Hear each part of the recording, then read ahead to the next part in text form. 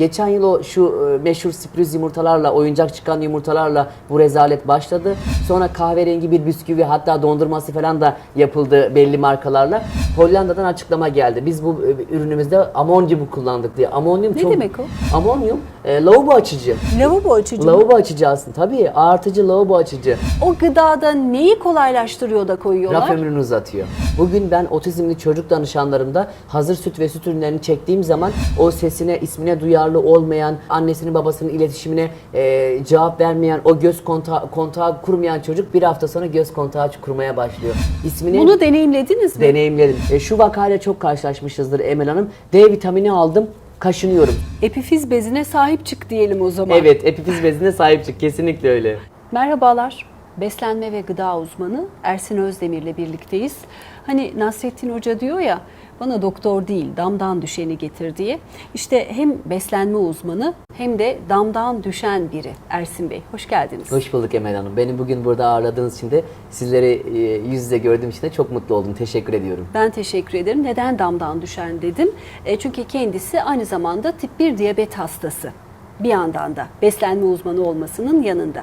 Konuşacağımız çok sert konular var. Ezberlerin bozulacağı yerlere gireceğiz. Sokaklarda dolaşacağız ama ilk soru şöyle girelim. Acaba dünyada belli şeyler uygulanarak öjeni grupları mı oluşturulmaya çalışılıyor? Evet, bu dünyada var Emel Hanım ve bu zaten aslında Almanya Hitler'in yapmaya çalıştığı şeyin biz şu an modern halini yaptırılıyor dünya üzerinde. Ne demek istiyorum? Öjeni aslında saf ırk, üstün ırk oluşturma çabalarıdır. Yani bizim istediğimiz tip insanlar yetişsin. İşte göz rengi bu olsun, boy rengi bu olsun, çocuk doğuramayan olmasın, engelli doğan olmasın ya da işte örnek vereceğim mesela Türk olmasın tarzında, o coğrafyalarda doğmasın ve bunu maalesef ki bugün başarıyorlar.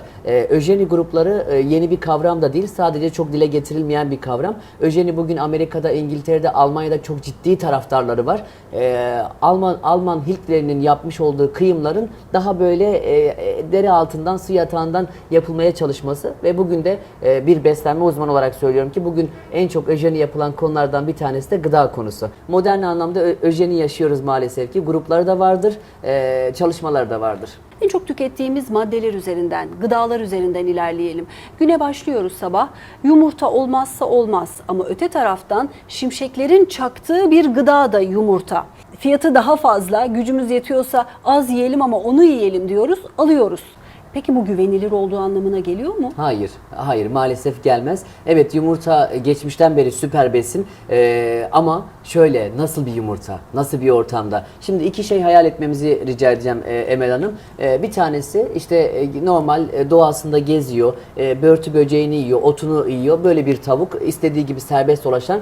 Diğer tarafta GDO'lu, genetiği değiştirilmiş ki Türkiye'nin piyasasının şu an %99'u bu durumda. Soyayla, mısırla beslenen, hatta ve hatta 1 metrekare bile olmayan, birbirlerinin gagasına vuran, birbirlerine dövüşen stresli ortamlarda GDO'lu besinlerle beslenen tavukları düşünelim. O GDO'lu besinden çıkan, stresle çıkan ve o GDO'lu yumurta tabii ki de bende de sıkıntılar yaratabilir ama o gezen tavuğun, o doğal ortamda yetişmiş tavuğun istediği gibi hareket eden tavuğun ki de tam tersine bana şifa olur. Yani burada nasıl yetiştirildiği, nasıl bir ortamda büyüdüğü bizler açısından çok çok önemli. Eğer ki ben marketlerde mesela yumurtanın üzerine pembe bir kod olur. Başlar böyle ve numaralar vardır. 0, 1, 2, 3, 4 diye. Ben eğer ki 3 numaralı, 4 numaralı yumurtaları alıyorsam, 3 ile başlayan, 4 ile başlayan yumurtaları alıyorsam bilelim ki bunlar fabrikasyon yumurtaları. Bunlar GDO'lu yemle beslenen, GDO'lu tavukların olduğu yerler. Bugünkü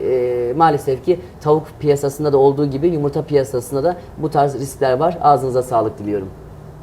3 ve 4 yazıyorsa yumurtanın üzerinde bunlar hiç kaçarı yok. Üzerinde organik de yazsa, ne yazarsa yazsın bunlar GDO'lu yumurtalar. Kesinlikle öyle. GDO'lu yumurtalardır. 3 ve 4 kodu olmayacak. Zaten gezen tavuk ve daha doğal ortamda büyüyenlere 0 veya 1 kodu basılıyor. Ya da kendi tavuk bir köylümüz, kasabalımız varsa maalesef ki sayılarını çok azalttılar. Onlardan almak en güzelidir. Şimdiki olan yumurtalarda maalesef ki bu tarz sıkıntılar da var. Sizin bir paylaşımınız var. O gıda kodekslerinin de aslında bizi bir yere taşıyamayabileceğiyle ilgili kafa karıştırdınız. Tereyağı örneğinden bahsediyorum. Orada vaat ettiğini ambalajın içine koymak zorunda değil mi satıcı? Değil. Maalesef ki değil. Nasıl değil? Şöyle Emel Hanım, bizim Türk Gıda Kodeksimizin zayıf noktaları var ve şirketler, özellikle endüstriyel şirketler ve gıda firmaları bu zayıf noktaları kullanmayı çok seviyor. Ben anlatmıştım, yine takipçilerim de bilir, bir margarin örneği vermiştim, markalarını vesaire kapatarak. Margarinin ön yüzünde renkli renkli koca koca trans yağ içermez diyor. Arka tarafına baktığınız zaman 100 gramında 0,6 gram trans yağ var ve o margarin paketi 250 gram. Yani ben o margarin paketini bitirdiğim zaman 1,5 gram trans yağ almış oluyorum. Hani yoktu? Hani yoktu içerisinde? İşte bu zayıf noktalardan nem alan şirketler bu zayıf noktaları çok güzel bir şekilde kullanıyor. Bu benim kanayan yaramdır. Öğrencilik yıllarımdan beri Türk Gıda Kodeksinin bu zayıf noktalarını gerekli yerlere bile iletmeye gayret ettim. Daha fazla denetimler yapılsın. Hatta geçenlerde çıkartılan, yanlış hatırlamıyorsam, yeni bir maddeye göre de artık trans yağ vardır ya da yoktur bile beyan etmek zorunda değil. Kesinlikle öyle. Ağzınıza sağlık. Bunlar bizler için bir facia. Peki buna ilave başka örnek verebilir misiniz? Tabii ki, tabii ki. Mesela? Mesela şu şekilde söyleyeyim. Kodekste eğer diyor ki senin 100 gramında, 100 gram olan ürününde koyacağın zararlı madde 1 gramın altındaysa, yani 100 gramda 1 gram ve aşağısında varsa sen ona yok yazabilirsin. İçinde yok yazabilirsin. Bitti. Tıpkı margarindeki olduğu gibi trans yağ yoktur diyor ama arka planında 100 gramında 0,6 gram trans yağ var. Hani yoktu. Bunun gibi çok şey var. Nedir bunlar? Aroma vericiler, MSG, monosodyum glutamat, Çin tuzu, renklendiriciler, bonibon alıyorlar. Renkli renkli şekerler. Etiketinde yazıyor ki sadece şeker. O renklendiriciler neden yazmıyor? Ya da bunun gibi farklı maddeler, ismi aklıma gelen ya da gelmeyen, eğer ki 100 gramında adam onu ben 1 gramdan aşağı kullandım derse, bunu da güzel bir şekilde işlerse istediği gibi de yedirir. Ambalajlılarda %100 dana eti diyor. Ona da mı inanmayalım? İnanmayalım. Şimdi şöyle Emel Hanım. Bazılarına inanmayalım. Burada aslında şey yapmak lazım, kategori yapmak lazım. Ben kendi hastalarımda da kaliteli sucuk, kavurma, pastırma öneriyorum ama sosis, salam, hindi füme kesinlikle ve kesinlikle önermiyorum. Şunu da ilaveten edeyim, açık renkli sucukları da kesinlikle önermiyorum. Neden? Çünkü bunlara nitroz amin dediğimiz nitrit ve nitrat kalıntıları katılıyor. Peki neden katılıyor? Renkleri pembe olsun diye, renkleri kırmızımsı olsun diye bu tarz maddeler katılıyor. Ve bunlar da etiketlerde yer almıyor. Çünkü 100 gramında biz daha kısa koyduk, daha az koyduk denileceği için ve bunlar direkt kanserojendir. Girelim Lancet'a, girelim PubMed'e, binlerce makale var bunlar hakkında kanserojen olduklarına dair. Kanseri yapan nitrit mi? Nitrozaminler, evet. Nitrozaminler, nitritler, nitrozaminler. Benim doğal besinlerle aldığım nitratlar da var ama bunlar doğal besinlerle ve sağlıklı, damar genişletici, ama bu tarz kimyasallar, laboratuvar ortamında yapılmış kimyasallar bizim için çok ciddi kanserojen maddelerdir. Bunlar da çoktandır açıklanmıştır. Sosis, salam, hindi füme, kendi meslektaşlarımda da görüyorum, tabaklarda yazmışlar. Kesinlikle ve kesinlikle uzak durulması gerekiyor. Açık renkli sucuk dahil. Öjenik gruba biraz daha girelim. Çünkü siz de hedeflenen grubun, izninizle söylüyorum, dışındasınız. Çünkü diyabet hastasısınız. Diyabet hastası olduğunuzu nasıl keşfettiniz? Keşiften önce de bu araştırma alanınız yine yoğun muydu? Hastalıktan sonra mı oluştu? Çok teşekkür ederim Emel Hanım. Şimdi şöyle, evet, ben öjenicilerin istemediği grubum. Onlar hastalıklı istemezler. Bizim tek tip insan olması lazım tarzında. Benim aslında gözümün açılması ilk yıllarda karşı çıktığım, eyvah nasıl hasta olurum, niye beni buldu dediğim hastalığımla başladı. Ben bundan belki de 5-6 yıl öncesine kadar çok daha böyle hazır gıdaları tüketebilen bir insandım. Diyabet teşhisi aldım. 8 yıldır tip 1 diyabetim. Diyabet teşhisi aldıktan sonra sorgulamaya başladım. Çünkü artık bu işin içindesin, kendine iyi bakmak zorundasın ve biz diyabetlerin bir noktada çok büyük bir avantajı var. Sık sık kan şekeri kontrolü yaptığımız için yediğim şu gıdanın benim kan şekerimi nasıl etkileyeceğini 2 saat sonra çok güzel bir şekilde bakabiliyorum, görebiliyorum. İşte eğitim alıyorum, diyetisyenlik okuyorum. Yani daha öğrenci olduğum için benden profesyonellerden destek istiyorum. Bana yardımcı olur musunuz hocam, öğretmenim tarzında. İşte şunu tüket, bunu tüket, tam buğday ekmeğini tüket, işte şu glisinini tüket. Bu arada iğne uyguluyor musunuz? Yine uyguluyorum, evet. Ama Günde kaç kez? Günde 2 kez. Ben aralıklı oruç yapıyorum Emel Hanım. Günde 2 kez ve iğne oranlarım %90, %95 azaldı. Ben 2015 yılında tanı aldım. 2015 yılında günlük 100 ünite, 120 ünite insülin yaparken ben şu an karşınızda günlük toplamda 9, 10, 11 ünite insülin yapan bir insanım. Anadan yeniden doğmuş gibi de enerjik hissediyorum. 4 yıldır da hastane yüzü görmedim, bir hastalık yüzü görmedim, Covid dönemi dahil. Ben eğitim alırken de tabii ki daha öğrencisin ve bilgileri hala hazmetmeye ihtiyacın var. Destek istedim. Bana önerilen şeyler işte tam buğday ekmeği, işte grisini ye, sakın şunu eksik etme, sakın bunu eksik etme, yanında mutlaka şeker taşı tarzında. Şimdi Bunu uyguladınız bir dönem. Bunları uyguladım. Bunları Peki. uyguladım. Ben 1.70 boyundayım. Bir ara 85 kiloya kadar çıkmıştım. Yani obezdim aslında bir ara. Çünkü insülin dozu da gitgide artıyor. Kan şekerimi ölçüyorum Emel Hanım. 300. Kan şekerimi ölçüyorum. 250. Hani dediklerini yaptım, olmuyor. Nedir? Yanlış giden nedir? Ve ben ipleri kendi elime almaya başladım. Anladım ki zaten okuldaki verilen eğitim de eğitim değil. Okuldaki verilen eğitim servis edilmiş literatürleri, 100 yıllık bilgileri bize geçirmeye çalışmak, anlatmaya çalışmak, ezberletmek daha doğrusu. Hocalarınız kızacak size ama. Hepsini sevgiyle selamlıyorum, öyle söyleyeyim. Evet. Onları suçlama anlamında değil. Cesur bir karar ama bir risk alıyorsunuz. Bu kabul görmüş olan kuralları bir tarafa bırakıp ben bu tarafa geçiyorum diyorsunuz. Kesinlikle öyle. Kesinlikle öyle oldu. Canan hocamın kitaplarını okumaya başladım. Yurt dışından diyabet kitapları yazan insanların o kitaplarını okumaya başladım. Ve bunun sonrasında beslenme sistemi değiştirdim. Ne yaptım Emel Hanım? Basit karbonhidrat grubunu, GDO'lu gıdaları, işlenmiş gıdaları hayatından çıkartmaya başladım. Mesela bugün Sağlık Bakanlığı'nın sitesine bakın. Diyabet hastalarına günlük 6-7 öğün beslenme, en az da 12-13 dilim ekmek var. Ben hayatımdan ekmeği sıfırladım ve bunu Yememeliler mi?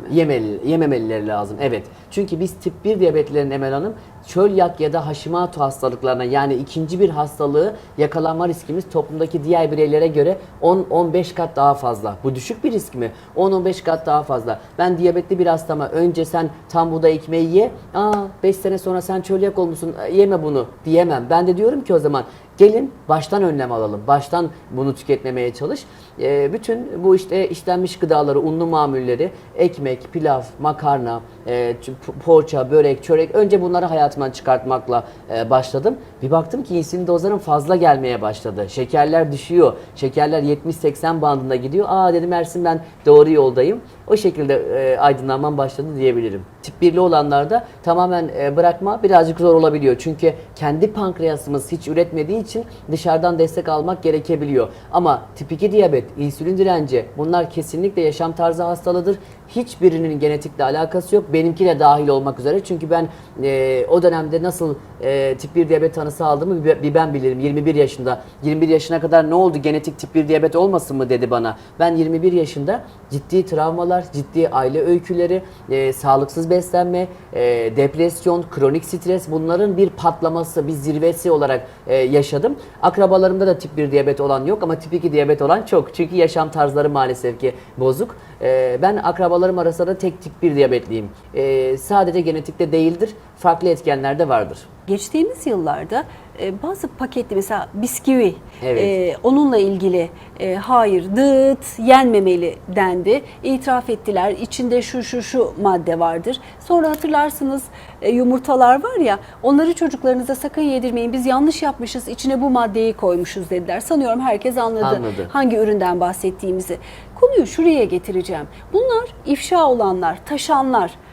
Daha neler var sizin bir beslenme uzmanı olarak aman ha uzak durun, o raftan geçmeyin diyeceğiniz? Kesinlikle Emel Hanım, ağzınıza sağlık. Daha açıklanmayan, daha insanların baskısıyla ortaya çıkmayan neler var neler. Bunlar hem ilaç endüstrisi hem gıda endüstrisi kol kola gidiyorlar. Sizce bunların içindeki o kötü maddeleri üreten şirketler bilmiyor muydu? Tabii ki de biliyordu. Zaten ona göre mevzuatlara da yazıp çıkartıyorlar. Şimdi burada bu aslında kısmi bir öjeni aslında. İnsanlara hasta edelim, ilaçlara maruz bırakalım. Kimse bir kez gofret yedi diye hasta olmaz. Ama ben 5 yıl peş peşe gofret yersem evet hasta olurum. Hormonlarım da bozulur, diyabet de çıkabilir, kalp hastalıkları da olabilir.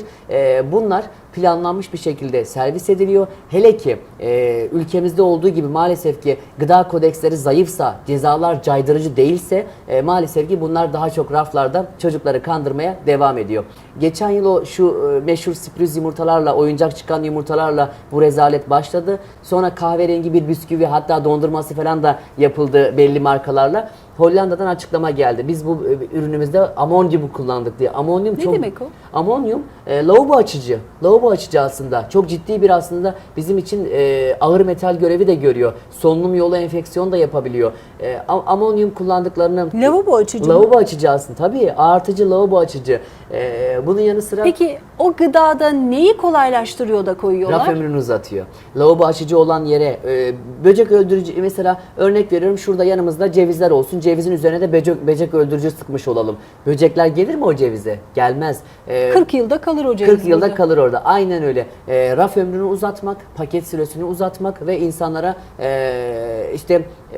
albenisini arttırmak. Her zaman söylüyorum, çürümeyen besin öldürür. Çürümeyen besin bizi öldürür. Bugün marketlerdeki sütler, marketlerdeki ekmekler, yoğurtlar, hazır yoğurtlar, bunların hiçbiri faydalı değildir. Hiçbiri demeyelim, bazıları Bazıları, diyelim. evet, doğru. Bazıları. Ama siz anladınız konuyu. Çoğunluğu maalesef ki öyle şatafatlı paketler, reklam yapılan yüzler olduğu gibi Ne değil. olabilir? Mesela o sıklıkla tükettiğimiz, marketten aldığımız yoğurtlarda bize zarar verici ne Tabii var? ki, tabii ki. Şimdi şöyle Emel Hanım, rahmetli Profesör Ahmet Aydın kitabında, Taş Devri kitabında çok güzel yazmış. Rahmetli anıyorum kendisini. İçerisinde melamin ismini verdiğimiz bir madde var. Ve melamin ne yapıyor? Melamin otizmi tetikliyor. Bugün ben otizmli çocuk danışanlarımda hazır süt ve süt ürünlerini çektiğim zaman o sesine, ismine duyarlı olmayan, o şeyleri, annesinin babasının iletişimine cevap vermeyen, o göz kontağı kurmayan çocuk bir hafta sonra göz kontağı kurmaya başlıyor. İsmini Bunu deneyimlediniz mi? deneyimledim. Kesinlikle deneyimledim. Ailelerle birlikte deneyimledim. Yani arzularlarsa da biz ailemizle de bir röportaj veririz bu konuda. Bunlar da ister istemez plastik kaplarda, kimse bize cam kavanozlarda yoğurt sunmuyor. Bu plastik kaplarda BPA geçişi ve bisfenol A geçişi oluyor. Bunlar da hem kanserojendir hem hormon bozucudur. Bugün evet şeker tüketimimiz çok fazla. Bu bir gerçek ama işte örnek veriyorum, kız çocuklarında erken ergenlik, erkek çocuklarında göğüs büyümeleri, meme büyümelerinin en büyük sebeplerinden bir tanesi de maalesef ki hormonlarının bozulmasıdır. O plastik kaplardan sürekli bir halde maalesef ki BPA geçişleri oluyor. Peynir konusunu konuşalım. Hazır peynir. Canan Hoca'nın kulaklarını çınlattık. Onunla devam edelim. Evet. Şırdan mayasıyla yapılan peyniri öneriyor. Diyelim ki ona ulaşmakta zorlanıyor. Bazen maliyetler sebebiyle ulaşamıyor.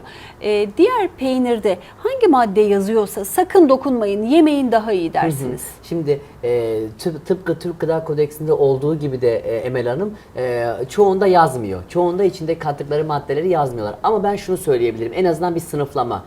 Krem peynir, sürbitir peynir, labne peynir. Emülgatör yazıyor mesela onlarda. Nedir o? Kesinlikle. Emülgatör kıvam vermek için o içindeki maddeyi, örnek veriyorum, siz unla şekeri aynı tencereye koyarsanız bir uyumsuzluk olur. O uyumu sağlayan maddedir emülgatör. Tehlikeli bir şey mi? Tehlikeli bir şey. Kesinlikle öyle ve vücudumuz bunları tanıyamıyor. Bu nedir diyor. Ben vücuduma aldığım her besin Emel Hanım aynı zamanda benim vücudum için bir bilgidir. Ben yazın sebze yediğim zaman, domatesimi, salatamı yediğim zaman vücuduma ne diyorum? Yaz geldi, çok terliyorsun, çok su kaybediyorsun. Al sana bol sulu bir sebze, meyve ve E vitamini. E vitamini de güneşin gelen zararlı ışınlarını koruyor bize. Kış sebzeleri neden daha çok ketumdur ve C vitamini ağırlıklıdır? Çünkü kışın çok terlemiyoruz. Çok güneş de yok ama gribal enfeksiyonlar artıyor. Al sana kerevizi, al sana brokoli, karnabaharı ve vücuduma ben kışın brokoli, karnabahar vererek vücudumun kış geldiğini hatırlatıyorum. Ben vücuduma emülgatör verince vücudum bu ne diyor? Hormonları da bozuluyor. Dopamin reseptörleri çıkıyor piyasaya. Kalori geldi ya da enerji geldi diye bir bakıyorlar ki bu ne? Ve hormon dengelerini bile bozuyoruz. Aynı olay tatlandırıcılarda dahi var.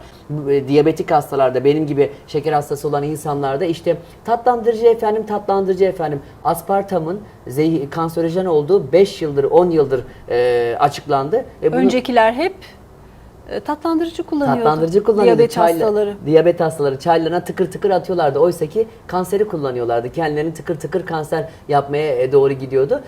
Peynir konusunu dağıtmayayım. Yani şöyle söylemek isterim. Labne peynir, eritme peynir, sürbitir peynir kesinlikle evlerine sokmasınlar. Mümkün mertebe koyun keçi eğer seviyorlarsa, kokusundan rahatsız olmuyorlarsa koyun keçi öneriyorum. Çünkü metabolizması bizim metabolizmamıza daha yakındır. Market peynirlerinden ziyade şırdan mayalı. Şırdan mayası hayvanın bağırsaklarından, midesinden elde edilen probiyotik, prebiyotik kaynağı bir maya. Maalesef ki hayvancılığımız biraz küstürüldüğü için şimdi çok az insan bunu yapabiliyor. Eğer imkanlar el vermiyorsa da market peyniri alınacaksa da içinde emilgatör olmayacak, ayçiçek lesitini olmayacak, mısır lesitini olmayacak, krem peynir, sürbitir peynir gibi cinsler olmayacak. Güzel, hani içimize sinen, bilindik bir marka olabilir belki de. Koyun ya da keçi mümkünse ya da inek olabilir. Şimdi orada şunu çok ufak anlatmak isterim Emel Hanım. Gözlerimizi kapatalım, bir hayal kuralım. Bir inekle bir insanın doğum yaptığını düşünelim. 5 ay sonra insan yavrusu ne kadar büyüyor, inek yavrusu ne kadar büyüyor? Farkı hissedebiliyoruz değil mi?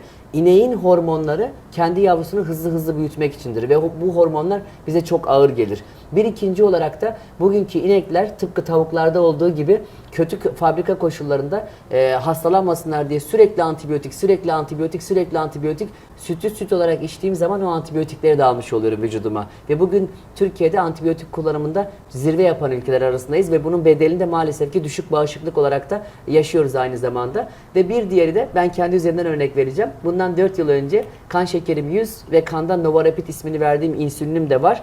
Sadece bir bardak UHT inek sütü içtim. Kan şekerim 2 saat sonra 100'den 350'ye çıkmıştı. Sizde de aynısını yapıyor ama pankreasınızı boş yere yoruyorsunuz. Hani o yüzden biz ölçüm yapmadığımız için bunun farkında değiliz. varamıyorsunuz. Belki çarpıntı olarak fark ediyoruz. Belki baş ağrısı yapıyor. Kesinlikle öyle. Kesinlikle öyle. Belki çarpıntı, belki baş ağrısı olarak yapabiliyor dediğiniz gibi. Yani bunlara dikkat etmemiz lazım. Daha da önemli bir şey, biz doğa olarak, uyum olarak zaten 2 yaşına kadar sütü sindirebiliyoruz. Bir bebek 2 yaşına kadar annesini emsin, sütünü sindirsin güzel bir şekilde. Ondan sonra sütü sindiren enzimlerimiz gitgide azalıyor ve sıfırlanıyor 3-4 yaşlarına doğru. Doğada var mı çocuğu büyüdükten sonra tekrar süt vermeye devam eden bir hayvan? Hiçbir şey yok. Ve bizim de sütü sindiren enzimlerimiz 2 yaşından sonra yavaş yavaş 4 yaşına doğru yok olmaya başlıyor. Bu konuların da artık literatüre girmesi lazım. Maalesef ki hala görüyorum böyle işte sütler, kakaolu sütler vesaire, bunlar yanlış davranışlardır.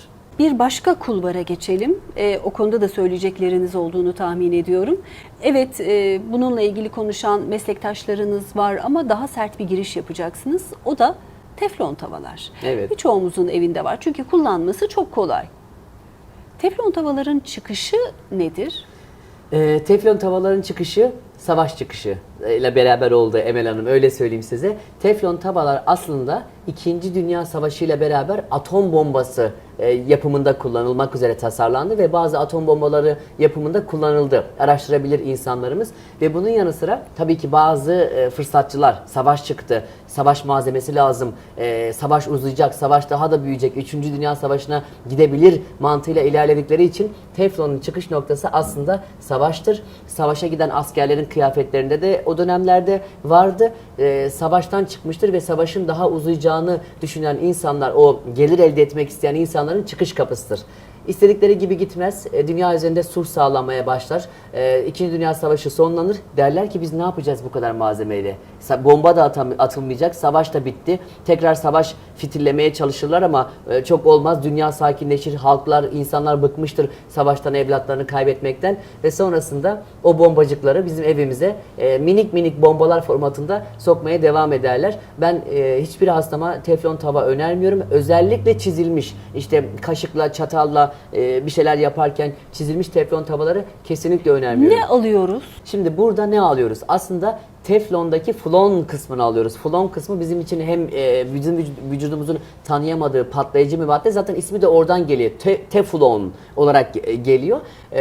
En başta bunu alıyoruz. İkinci olarak da onların o kalaylama, cilalama gibi yöntemlerinde de çoğu zaman alüminyum maruziyeti var. Yani hatta meşhur bir marka var. Tef ve alüminyumun harflerini getirdiğimiz zaman o marka açığa çıkıyor. Ben şimdi zikretmek istemiyorum. O marka direkt alüminyum geçişi de sağlıyor maalesef ki. Çok toksiktir. En başta da beyin hasarına maruziyet verir. Ben özellikle demans, Beyin Alzheimer, demans, yani bu bunama kadar çok artmasında payı olabilir mi? kesinlikle olabilir. Kesinlikle olabilir. Hiçbir şey tek başına değil, bir bütüncül düşünmek lazım. Ben bir hastamı aldığım zaman sadece ne içeceksin, ne yiyeceksin değil. Hangi şampuanı kullanıyorsun? Reklamı çok yapılanları kullanmayacaksın. Hangi deterjanı kullanıyorsun? Deterjan mümkünse kullanma. Daha masum ekolojik yöntemleri kullan. Teflon tava kullanıyor musun? Kullanma. Çıkar onu. Demir emaye kullan. Eski usul çam çömlekleri kullan. Demir emaye en güvenlisidir bizim açımızdan. Hem demir eksikliğine bile bu anlamda faydası var. Ama Emel Hanım bugünkü reklamı çok yapılan diş macunları, reklamı çok yapılan şampuanlar, bu tursiller, deterjanlar, bunlar evimizdeki bize hasta eden baş sebepler arasındadır. Kapandığımız dönemlerde adı geçen vitamin D vitaminiydi. Evet. D vitamininin de alınacak takviye harici yer belli. Güneş. İzninizle söylüyorum. Denize gidip güneşlenenler dahi vücudunun her yerini güneşe maruz bırakamıyorlar. Prostat ve meme kanserinin artmasında işte az önce söylediğim şeyin fazla olduğunu iddia ediyorsunuz. Evet. Evet. Peki bunun bir yolu var mı? Nasıl telafi edeceğiz? Şimdi şöyle Emel Hanım, çok güzel bir nokta bizim açımızdan. Gerek dini anlamda, gerekse toplum normları, toplum kuralları açısından meme bölgesi ya da cinsel organ bölgeleri çok daha hani kapalı tuttuğumuz, çok daha göstermediğimiz bölgeler olduğu için belki de bir insan yaşamında en çok kapalı kalan, en çok ışığa ve doğaya maruziyeti en az bölgeler. Bizim aslında D vitamini dediğimiz şey ismi yanlışlıkla vitamin olarak anılmıştır. Aslında D vitamini vücutta hormon gibi çalışır. Ve 300-400 tane olayın direkt ve dolaylı yoldan hem kontrol edicisi hem de yapımcısıdır. Ve D vitamini aslında Ersin ya da Emel doğaya ne kadar uyum sağlıyor? Bunun göstergesidir. Sağ olsun Canan hocamızın da gayretleriyle D vitamini seviyeleri şimdi raporlarda da birazcık daha üst seviyeye çekilse de Türkiye'de hala D vitamini eksikliği çok fazla var. Prostat ve meme kanserinin bu kadar çok artmasının en büyük sebeplerinden bir tanesi güneşi az gören bölgeler, cinsel organlar ve meme olsun, prostat olsun, bu bölgeler güneşi az gören bölgeler, doğayla uyumu en az olan bölgeler. Bu nedenle de D vitamini depolamada en dezavantajlılar. Bir ikincisi de bunun yanı sıra iyot. Yine aynı şekilde maalesef ki bugün ciddi anlamda ülkemizde bir iyot eksikliği de var. Hele ki Çernobil faciasından sonra Karadeniz bölgemizle beraber başlayarak bu ikisinin eksikliği de kanser vakaların artmasında çok büyük etkisi vardır. D vitamini günlük damla olarak olanı Evet. var. Kırılan ampul aylık var. Bir de iğne şeklinde var. Evet. Sizin özellikle danışanlarınıza önerdiğiniz formu hangisi? Tabii. Şimdi şöyle Emel Hanım, bu danışandan danışana değişir. Şimdi şöyle söylemek istiyorum. Bir profil hayal edelim. Kadın ya da erkek olsun. Kilo fazlalığı çok olsun. Bel bölgesi bayağı bir yağlı olsun. Şimdi bu kişiye ağızdan D vitamini vermek çok etkili olmayabilir. Neden? Çünkü ne diyoruz? D vitamini yağda eriyen, yağda depolanan bir vitamin. Ben o kişi zayıflamadıkça, yağlarını çözmedikçe o D vitamini yağlara saplanır ve yağlarda vücut bunu istediği gibi kullanamaz. Ama örnek veriyorum, kişi sağlığına dikkat ediyordur, sadece plaza ortamında çalışıyordur, D vitamini düşüktür. Damla olarak da almak çok mantıklıdır. Bir anda yüksek doz, çok fazla yüksek doz önermiyorum. Neden? Bir anda böbrek yükü getirebilir. Bir de piyasadaki bu yüksek doz D vitaminleri, meşhur kullanılan, herkesin ağzında olduğu D vitaminde E320 koduyla BHA maddesi vardır. Bu katkı maddesidir. E320 koduyla olarak geçer BHA maddesi. Bu da maalesef ki vücudumuza D vitaminin yanı sıra bir gol atıyor, bir zarar veriyor. Bu en çok kullanılan. En çok kullanılan. Ne yapar bu? Bu bizde ne yapar? Alerji, kaşıntılar, böbrek solit yükünü, böbreğe olan yükü arttırabilir. Şu vakayla çok karşılaşmışızdır Emel Hanım. D vitamini aldım, kaşınıyorum, sürekli kaşınıyorum ya da cildimde benekler çıkmaya başladı. Alerji, astım olaylarını bizler açısından arttırabilir. Yani bu noktada dahi dikkat etmek lazım. Burada da yapılabilecek çok bir seçenek yok. Malum en yaygın olan da bu olduğu için daha özel markalara, belki daha güvenilir markalara gidilebilir. Burada da D3K2 formuyla, özellikle yaşı ilerlemiş bir bireyse 30, 40, 50, 60, 70 mutlaka K2 formuyla, çünkü bugün tartışılmaz bir gerçek ki toksik bir hayatta yaşıyoruz. İçtiğimiz su kirli, yediğimiz gıdalar kirli, hava kirli. K2 vitamini yapan bakterilerimiz yaş ilerledikçe azalıyor. Yetişkin bireylerde mümkünse K2 vitamini ile birlikte, yetişkin olmayan çocuklarda 0-18 yaş grubunda K2'li vermeyi çok önermiyorum. Normal D3 olarak verilebilir. Biz milletçe de çay içmeyi çok seviyoruz zaten. İftarımızı yaparken bir yandan çayımızı yanımıza koyacağız. Yemekle birlikte içeceğiz. En fazla yemeği bitirip ardından hemen içeceğiz. Bu sizin çok sevmediğiniz bir biçim. Hangi biçimi önerirsiniz? Ve siyah çayı masumlaştırmak, kalitesini arttırmayla ilgili güzel dokunuşlar yapıyorsunuz. Hazır çok içeceğimiz döneme giriyoruz. Evet. Alalım o tüyoları. Evet. Emel Hanım şöyle, evet çok önemli, çok bizim açımızdan da mübarek bir dönem. Ancak burada yapılan en büyük yanlış yemekle birlikte ya da yemekten hemen sonra çay tüketimi yapmak. Neden? Çünkü benim ağzımda çiğneme fonksiyonlarını yaptıkça, hele ki gün boyunca aç kalmışım, mide asidim köpürmüş, yemek bekliyor. Ben vücudumda çiğneme fonksiyonunu yaptıkça mide asidim salgılanmaya başlıyor. İnsanlar sanıyor ki midemde fokur fokur bekleyen bir asit var. Hayır, yemek yedikçe salgılanmaya başlar. Bu nedenle de yemek yedikçe mide asidi salgılanır ve diyelim ki ben işte sebzemi yedim, meyvemi yedim, güzel iftarımı açtım ve o yemeğin didik didik edilmesi lazım. Kimus haline gelmesi lazım. O mide asidi onu tarıyor. Bakteri var mı? Kötü bakteri var mı? Bu probiyotik mi? Bu prebiyotik mi? Şu tavuğu ben bir parçalayayım, amino asitlerine kadar onu bir ele alayım tarzında. Mide asidimizin pH'ının 1,5 ile 2 arasında, hatta 1 ile 2 arasında olması gerekiyor. Bu çok ciddi bir asit. Zaten bu kadar asit olması gereken tek bir organımız var, o da mide. Ben yemekle birlikte siyah çay içersem, o çok sevdiğimiz çayları, bir, mide asidini bozmuş oluyorum. İki, demir ve B12 emilimlerini artı magnezyum emilimlerini bozmuş oluyorum. Benim için çok önemli vitamin ve mineral eksikliklerini yaratmış oluyorum. Bugün Emel Hanım, neden Türkiye'de bu kadar demir eksikliği var sizce? Çay tüketimi. Çay tüketimi kesinlikle öyle.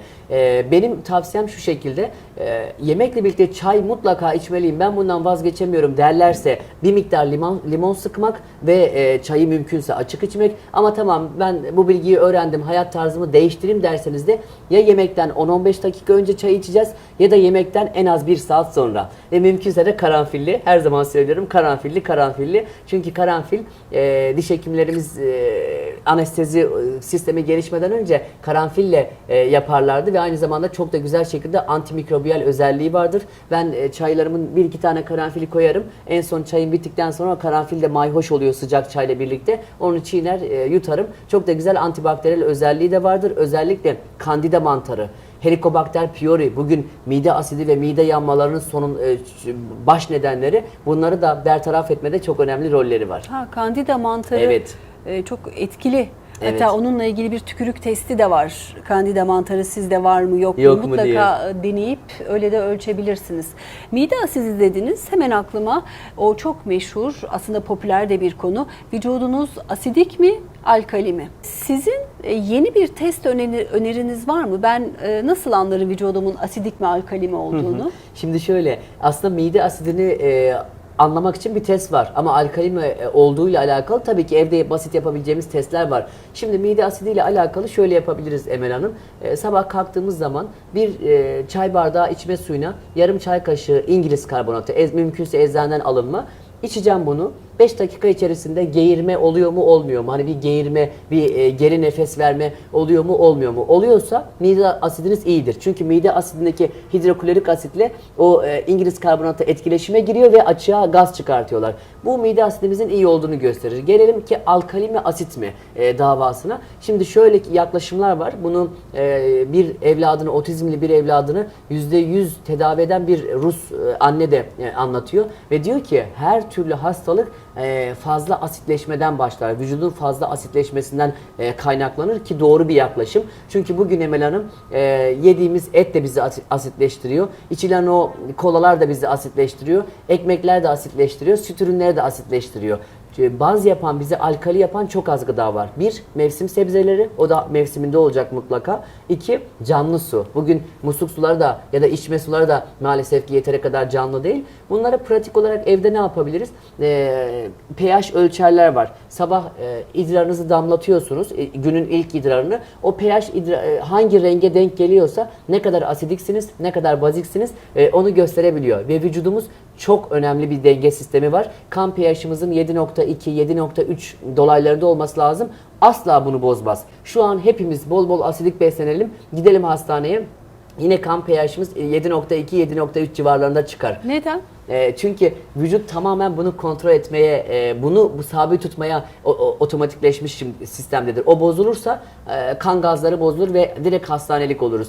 Peki madem ben bu kadar asit aldım, kan pH'im normal gözüküyor ama bu asit nereye gidiyor? Bu asit dokulara gidiyor. Pankreasa giderse diyabet olursunuz, böbreğe giderse böbrek hastası olursunuz, beyne giderse beyin hastası olursunuz, demans olursunuz, Alzheimer olursunuz gibi. Yani organlar bu asidi çekiyor tamponlamak için ama kan pH'ini sabit tutmaya çalışıyorlar. Benim organlarımı asitleştirmemem lazım mümkün olduğu kadar. Bir diğer dezavantaj da şu ki ben asidik beslendikçe benim onları tamponlayacak alkali minerallerim de gitgide düşmeye başlıyor. Kimdir bunlar? Magnezyum, sodyum, potasyum, kalsiyum. Bunlar da gitgide seviyeleri düşmeye başlıyor çünkü çok asitle uğraşıyorlar. Hastaneye gittik, testi yaptırdık. Alkali düzeyimiz normal çıktı. Doktor bize normalsin mi diyor? Yani direkt bu test üzerinden konuşulma çok yaşanıyor mu bilmiyorum. Ama kişiler bireysel evde bu idrar testlerinden yaptırabilirler. Ya da daha böyle özel laboratuvarlarda doku alkali oranlarına, asitik oranlarına bakılabiliyor hücre içerisinde. Belli beslenme programlarıyla alkali yaşama yönlendiren sizin iksir niteliğinde gıdalarınız var mı? Tabii. Hangileri onlar? Tabii ki biz diyetisyenlik alanında dönem dönem popüler olan diyet sistemleri her zaman oluyor. Ama ben hep şunu savunmuşumdur. Çok baskıcı olmadan, yani diyeti bir eziyete çevirmeden, hatta ismine de diyet koymadan daha relax, daha iyi bir şekilde. Şu an burada Emel Hanım diyelim ki bir pasta var. Ben yediğim o pastayla bir kez pasta yedim diye hasta olmuyorum. Ben onu yiyeceksem yerim. Anı yaşarım keyfini ama sonrasında sağlıklı beslenmeme devam ederim. Ya da şu an önümüzde güzel elmalı, kaya tuzlu, sirkeli bir brokoli salatası var. O brokoli salatasını yedim diye de sağlıklı olmuyorum. Ben onu genelde yersem, hayatımın geneline yayılırsa sağlıklı olmuş olurum. Bu maksatla bakmak insanları birazcık daha rahatlatabilir diye düşünüyorum. Çünkü bazen artık gıda konularında böyle insanların katılaştığını ve keyif almamaya başladığını görüyorum. Orada bir terör var neredeyse. Kesinlikle öyle. Orada bir terör var neredeyse. Ağzınıza sağlık. Alkali için benim en büyük tabii ki de şeylerimiz sebzelerimiz. Mesela şu an tam mevsimi. Kereviz, brokoli, karnabahar, kırmızı pancar ve lahanalar ailesi. Lahana ailesi dediğimiz zaman beyaz lahana da girer işin içine.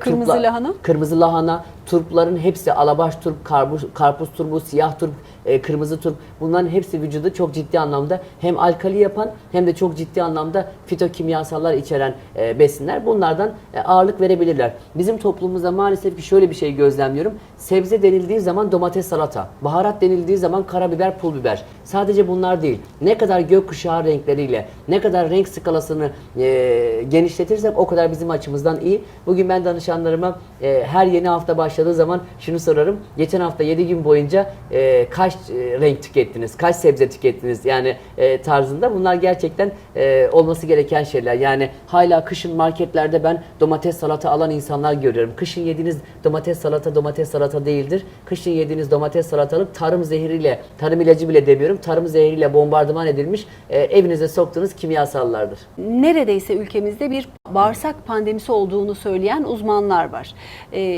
Alkali beslenme bunu iyileştirir mi? Evet, iyileştirir ama sadece alkali beslenme değil. Vitaminler ve mineraller yerinde olacak, depolar dolu olacak. Ciddi anlamda probiyotiklerimiz bu anlamda dolu olacak. Vitaminler konusunda az önce konuştuğumuz, özellikle bağırsak konuşacaksak Emel Hanım, D vitamini, çinko, C vitamini ve glutamin. Bunların mutlaka sağlıklı bir şekilde vücutta olması gerekiyor.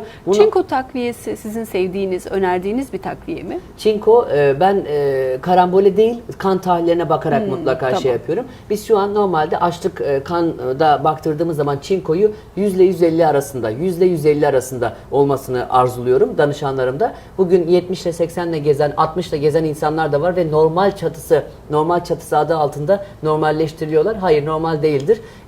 Bugün sigara içmek de çinkoyu bağlıyor. Ağır metaller de çinkoyu bağlıyor. Yaralarınız geç iyileşiyorsa, sık sık enfeksiyon geçiriyorsanız çinkonuz düşüktür. Çinko bir de Emel Hanım çok şu güzel bir anıyı anlatmak isterim. Çinko timus bezimizi aktive eder. Bizim özellikle mezarlarda ağıt yakan annelerimizi bilirsiniz. Bağrına vururlar bu şekilde. O bağrına vurma olayı çok güzel bir olaydır. Orada bizim nohut büyüklüğünde, mercimek büyüklüğünde bir timus bezimiz vardır. Ve timus bezi kesinlikle öyle. Timus bezi bağışıklığımızı güçlendirir, ayarlar ve timus bezine şuna saldır, buna saldırma diye ayarı gösteren de çinkodur.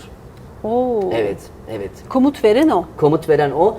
Timus bezinin doğru çalışması için gerekli imkanları sunan da çinkodur. Psikolojimizin şu dönemde çok kuvvetli olduğunu söyleyemeyiz. Acımız çok büyük. Bu anlamda bir beslenme takviyesi, sakinleştirici, kaygı ve anksiyeteyi kontrol edici. Bu bir çay olabilir, bir kür olabilir. Adını siz verin lütfen. Önereceğiniz bir şey olabilir mi? Tabii ki Emel Hanım. Ramazan'ı da göz önünde bulundurarak. Tabii ki. Ağzınıza sağlık gerçekten. Bütün ülkemize tekrar geçmiş olsun diliyorum. Vefat edenlere başsağlığı diliyorum. Yakınlarına, hayatta kalanlara gerçekten. Şöyle, bu tarz etkisi olan bitkilerimiz de var, kürlerimiz de var, çaylarımız da var. Ben özellikle şunları öneriyorum. Bir, Alman papatyası. Çok güzel bir şekilde rahatlatıcı etkisi vardır ama Alman papatyası olacak. Çünkü bugün papatyaya benzeyen çiçekleri papatya diye satılmaya başlıyor. 2. Ada çayı. 3. Lavanta, melisa, pasiflora. Pasiflora'nın meyvesi de vardır. Normal yapraklarından... Pasiflora'nın şeyi de var biliyorsunuz. Evet, ambalajda hali de var. takviye olarak hali de var. Sizin kastettiğiniz bitkisi. Bitkisi. Evet bitkisi. Ambalaj da alınabilir. Ve burada en önemli şeylerden bir tanesi, tabii ki insanlarımız bunu başarmada zorlanabilir. Erkenden ayaklarının üstünde durmaya çalışarak uyku düzenini yerine sokmak. Bugünkü Türkiye'nin pandemilerinden bir tanesi de gerçek pandemisi uykusuzluk. Kesinlikle öyle. Ağzınıza sağlık. Akşama kadar Wi-Fi'ler, ışıklar, sarı ışık, beyaz ışık, akşama kadar telefonlar, işte TV programları maalesef ki hormonlarımızı bozmuş durumdayız. Melatonin hormonu bizim için çok önemli Emel Hanım. Depremi geçiren olsun ya da geçirmeyip TV'lerde izleyen insanlar olsun, uykunuza lütfen önem verin. Bugün Türkiye'deki en büyük sıkıntılardan bir tanesidir. Ben saat 10.30 ile 11'e doğru yatağa gidersem, serin bir ortamda mümkünse, ışıkları kapatırsam, sessiz bir ortamda uyursam melatonin hormonu salgılanmaya başlar. Ben gecelere kadar bunlardan mahrum olursam, sarı ışık, beyaz ışık, bu tarz şeyler, telefonlar, tabletler maalesef ki melatonin hormonu yerine kortizol hormonu açığa çıkar. Ondan sonra niye kilo veremiyorum? Ondan sonra niye kanser oldum? Çünkü melatonin salgılanmıyor. Ve melatonin salgılandığı zaman da sabaha doğru yerini serotonine bırakır. Serotonin de hepimizin bildiği gibi mutluluk hormonudur. Dinç hissederiz, iyi hissederiz. Bununla alakalı çok çarpıcı bir çalışma var Emel Hanım. Hiç kanser olmayan bir grup var kadınlarımızda. Görme engelli kadınlarda hiç kanser olmadığını gösteren çalışmalar var. Neden? Çünkü ışık yok, görmüyor. Gözler görmüyor. Pineal bezden ışık girmiyor ve görme engelli kadınlarımızın hiçbirinde kanser saptanmamış. Sadece meme kanseri mi yoksa kanserin herhangi bir türü mü? Yapılan çalışma meme kanseri üzerindeydi. Meme kanseri görülmüyor. Görülmüyor, evet. Çok çarpıcı bir çalışma Çok bence. Çok enteresan, evet. Kesinlikle. Peki kapanışta şöyle sorayım. Siz bir diyabet hastası olarak denediğiniz, kendi el yordamıyla tespit edip sonra bilimle faydasını onayladığınız ve şimdi sizin gibi bu hastalığı yaşayanlara önereceğiniz, acilen şu diyatıyı değiştirin diyeceğiniz ne önerirsiniz? Kesinlikle. Emel Hanım, bunu biraz genele yaymak istiyorum. Çünkü hiçbir meslektaşım danışandan moral bozulması istemez. Hiçbir meslektaşım ya ben bu hastaya niye kötülük yapmak istemez. Hiçbir meslektaşım hastası gelip de danışanı gelip de ya sen beni zayıflatamadın, sen beni şu durumdan kurtaramadın dediklerinde yaptım. Böyle bir tabloyla karşılaşmak istemez. Ama maalesef ki şu anki eğitim sistemi bizi buna sürüklüyor. Çünkü hem bilgiler çok eski hem çok ezbere bilgiler. Bakın ben bugün az önce hazır yoğurtların zararını anlattım. Bana derslerde hazır yoğurtlar verilmesi gerektiği anlatılıyordu. Bunun gibi şeyler mesela. Biz güneşle yaşayan varlıklarız. Bu saatlerde güneş varsa benim sindirim enzimlerim var. Güneş battıktan sonra benim sindirim enzimlerim de batıyor. Gündüz yediğim elma bana şifa olurken gece yediğim elma bana karaciğer yağlanması yapıyor. Sadece bir meyveden bile bu öneriyi veriyorum ki insanlar gece neler tüketiyor. Artık bu 7-8 öğün beslenme modellerinden herkesin uzaklaşması lazım. Ben tip 1 diyabetim. Günlük 2 öğün besleniyorum. 6-7 öğün de yemek yemiyorum. Sabah yaptığım kahvaltıyla bu röportajı veriyorum. Enerjim de çok yerinde. Bir diğeri bugün artık...